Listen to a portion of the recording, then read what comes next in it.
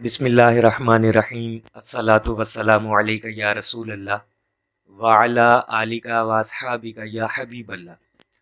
لاکھوں کروڑوں درود محمد اور آل محمد پر کہ جن کے صدقے اور وسیلے سے اللہ پاک نے ہم پر اپنی بے پناہ عنایات جاری رکھی ہوئی ہیں۔ معزز سامعین کرام، السلام علیکم۔ پچھلی ویڈیو میں ہم نے استغفار کی فضیلت اور اہمیت پر گفتگو کی تھی۔ آج کی ویڈیو میں اس کی برکات و کرامات کو ملاحظہ کریں گے کہ جب انسان استغفار کی کثرت کرتا ہے اس کی زندگی میں تبدیلیاں آنا شروع ہو جاتی ہیں۔ چین، سکون، اطمینان، نعمتیں، برکتیں، رزق، فراوانیاں، یہ سب غیر معمولی بات بن جاتی ہے۔ بے روزگاروں کو روزگار مل جاتا ہے، قرض داروں کے قرض کی سبیل پیدا ہو جاتی ہے، جن کی شادیوں میں یا رشتوں میں رکاوٹ ہوتی ہے ان کی رکاوٹیں دور ہو کر راستے آسان ہونا شروع ہو جاتے ہیں۔ آج کی ویڈیو میں ایسے ہی لوگوں کے تجربات و مشاہدات شیئر کیے جائیں گے کہ جنہوں نے استغفار پڑھنا شروع کیا تو ان کی زندگی میں کیا کیا کرشمات ہونے لگے۔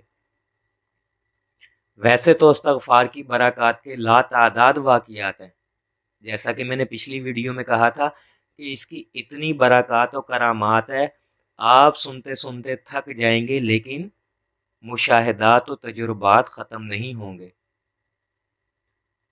البتہ ویڈیو کی طوالت کے خوف سے یہاں پر صرف چند ایک کا ذکر کیے دیتا ہوں۔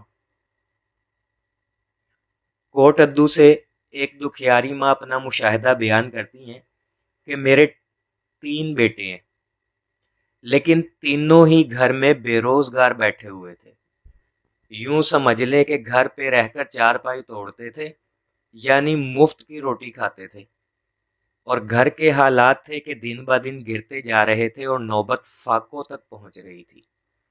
ہر ایک نے بچوں کو سمجھا بجھا کر دیکھ لیا لیکن بچے حد درجہ لاپرواہ ہو چکے تھے۔ چنانچہ وہ خاتون کہتی ہے مجھ تک استغفار کی فضیلت پہنچی کہ استغفار پڑھنے والوں کو اللہ نے رزق بے بہا دینے کا وعدہ کیا ہے۔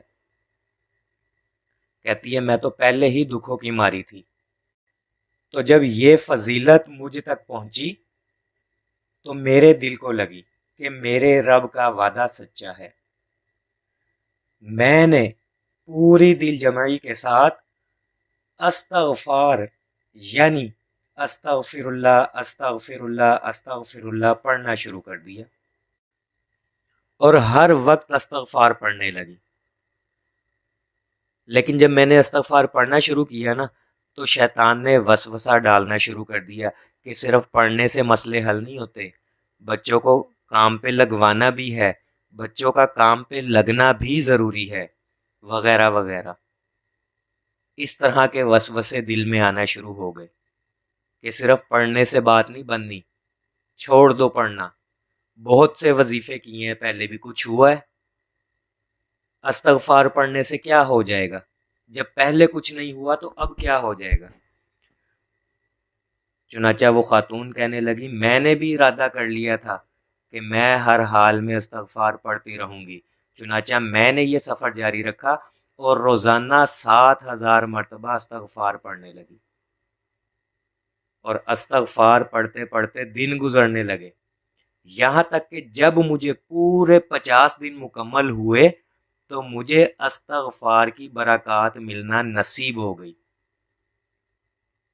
اور ہوا یوں کہ سب سے پہلے جو برکت نصیب ہوئی وہ یہ کہ وسوسے آنا بند ہو گئے، دل دماغ پرسکون ہو گئے، اور میرے پہلے بچے نے، بڑا بیٹا جو تھا، اس نے خود مجھ سے کہا کہ مجھے جاب کرنی ہے، کچھ کمانا ہے، میں کمانا چاہتا ہوں، اور یوں وہ جاب پر لگ گیا۔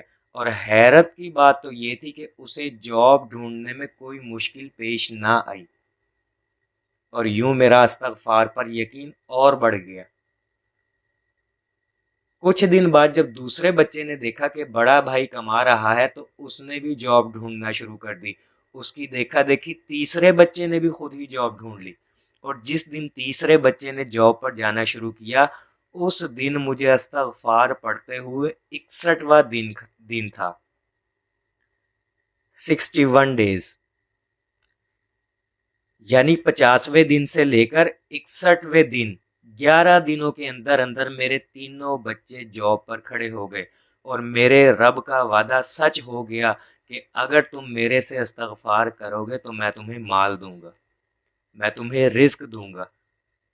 اور الحمدللہ تینوں بچے آج بھی دل لگا کر نوکری کر رہے ہیں اور گھر کی کفالت میں لگے ہوئے ہیں۔ بے شک یہ میرے رب کا فضل اور استغفار کی برکت ہے۔ میرے رب نے اپنا وعدہ پورا کیا، اب میں نے بھی اپنے رب سے وعدہ کیا ہے کہ جب تک زندگی ہے میں استغفار پڑھتی رہوں گی۔ وہ اپنا وعدہ نبھا رہا ہے، میں اپنا وعدہ نبھاتی رہوں گی کہ بلا شبہ استغفار پڑھنے سے رزق ملتا ہے، غم دور ہوتے ہیں۔ ایک اور واقعہ ہے استغفار کی برکت کا۔ ایک اللہ والے لکھتے ہیں کہ ایک خاتون جن کا تعلق بلوچستان سے تھا،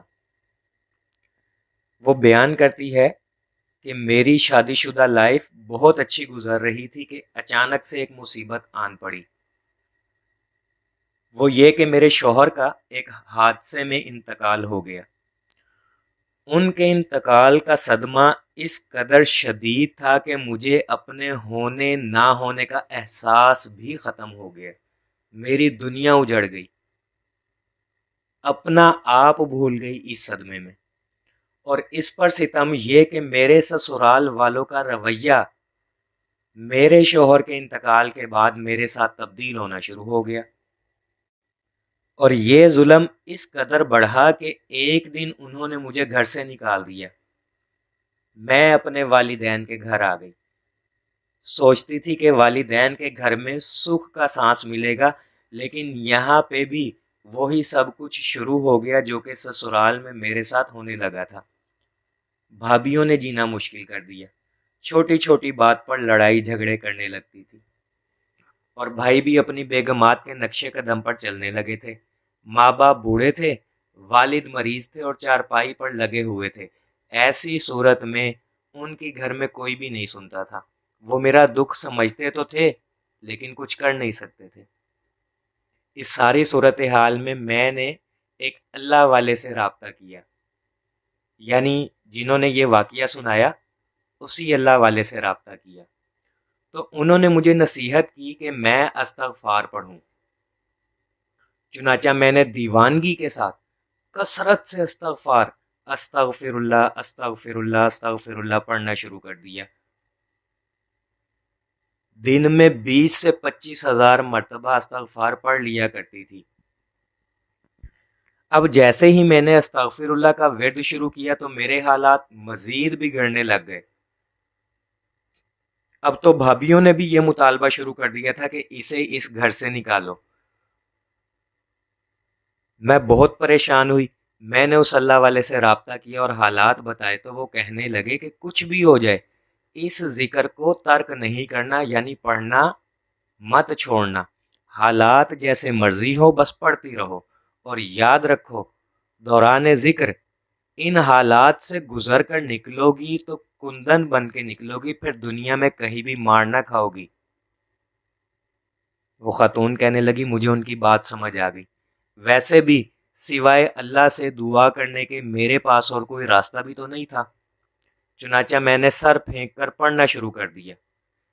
جب پڑھتے پڑھتے 1 ماہ گزرا نا تو میں نے محسوس کیا کہ عجیب سی تبدیلیاں ہو رہی ہیں۔ میری وہ بھابیاں جو ہر کام میں نقص اور کیڑے نکالا کرتی تھی اب انہوں نے بلا وجہ بولنا بند کر دیا، مجھے تنگ کرنا چھوڑ دیا۔